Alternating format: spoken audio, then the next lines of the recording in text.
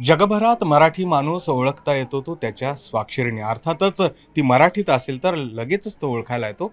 मात्र मराठीनं स्वाक्षरी करण्याकडे अनेकांचा ओढा दिसत नाही आणि नेमकं तेच शिकवण्याचं काम बुलढाण्याचे गोपाळ वाकोडे सर करतायत।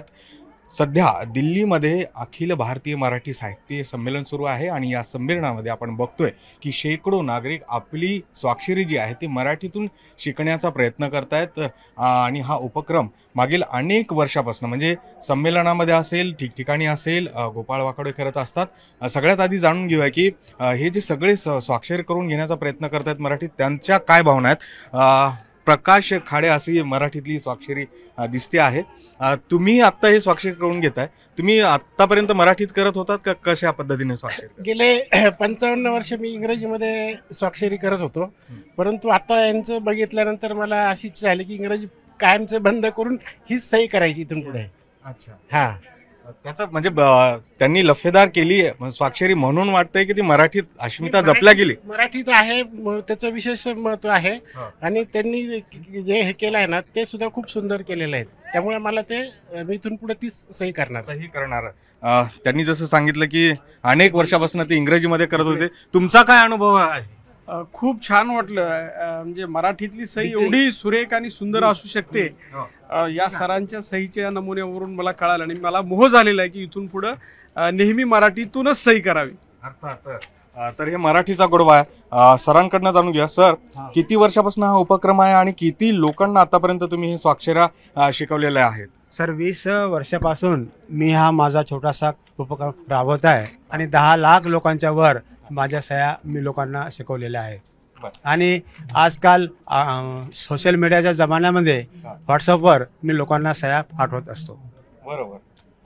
आणि सर लोकांना इतके आवडतात, लोकांची इच्छा असते सर की मराठी सही करायची, पण ते लोकांच्या आठवणीतल्या ओळखीतल्या चेहऱ्यापैकी कोणाची स्वाक्षरी तुम्ही मराठीतून शिकवलेली आहे? सर असे बरेचसे साहित्यिक आहेत, कवी आहेत, मोठमोठे फोटोग्राफर आहेत, मोठमोठे कलाकार आहेत, मी त्यांच्या सह्या मी लोकांना देत असतो। अगदी मराठीची अस्मिता जपायची, संवर्धन करायचं, मराठीचं हे नेहमी बोललं जाते, मात्र त्याची सुरुवात अगदी स्वाक्षरीपासून करता येते। काय सांगाल संजय सर?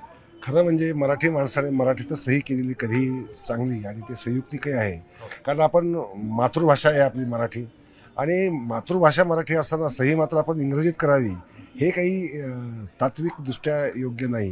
त्यामुळे मला असं वाटतं आणि ही स्वाक्षरी आहे म्हणजे स्वतःचं व्यक्तिमत्व सहीमधनं जाणवत असतं, त्यामुळे आपल्या मातृभाषेमध्ये जर केलं तर ते फार संयुक्तिक राहील आणि फार चांगलं राहील। सर्वांनी तसं करावं आणि रोकडे साहेब ज्या पद्धतीने करतायत हे जे कार्य हे खरंच अभिनंदनीय आहे। खरं तर मराठी स्वाक्षरी ही कधीही आत्मविश्वास दाखवत असते आणि म्हणूनच ही सगळी मंडळी इथं आपण बघतोय।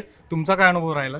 सर मला असं वाटतंय की असं बोललं जातं आपल्या मराठीमध्ये की राजा फक्त आपल्या राज्यापुरता प्रसिद्ध असतो, पण विद्या किंवा कला ही सर्वत्र पूजते असं म्हटलं जातं। त्यामुळे ही जी कला आहे ती सर्वत्र पूजली जाते आणि ते जे हे मराठीमध्ये करतायत ते खरंच म्हणजे कलाला वंदनच आहे आपलं। अर्थातच तर मराठीचा हात जागर घालण्यासाठी, मराठीला वंदन करण्यासाठी म्हणून दिल्लीमध्ये जे अखिल भारतीय मराठी साहित्य संमेलन सुरू आहे तिथे हा उपक्रम लक्षवेधी ठरलेला आहे आणि अर्थातच या उपक्रमाची दखल सर्वांनी घेतली पाहिजे। नवे आपली स्वाक्षरी ही आपल्या मातृभाषेतच केली पाहिजे असा सगळ्यांचा इथे आग्रह दिसतो। पुढील ईश्वरसह गोविंद वाकडे, न्यूज 18 लोकमत, नवी दिल्ली।